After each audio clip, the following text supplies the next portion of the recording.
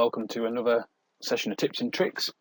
In this session, I just want to quickly explore a nice productivity tool that can be found in this productivity panel here in the drop down. I'm just going to set the scene first. So I have a gasket here inside my assembly model. If I wanted to create a copy of that gasket, I'd probably right click, select open, give that a second or two. I'd then say File, Save As a copy. I'd then look for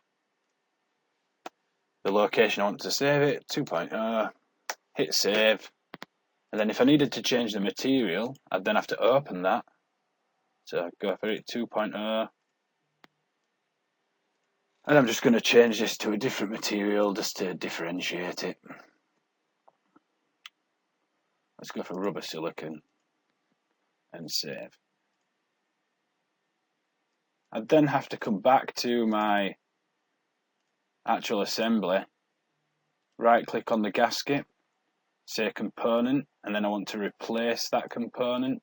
I then have to search for that specific part file, hit open, and you can then see that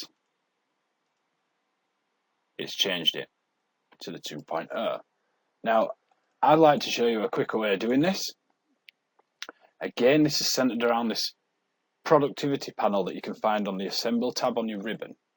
Now, as you can see with that specific workflow that I just showed you, you've got to open the original, you've got to then save it, then you've then got to go into the actual new part, and then you have to replace it inside your assembly. So, the tip that I'm going to show you utilizes an option here called Save and Replace. So it takes that whole workflow and turns it into just a couple of clicks. So I'm going to say Save and Replace. I'm then going to locate the model inside my browser. Notice then it's asking me to create a part, so I'm going to call this one 3.0.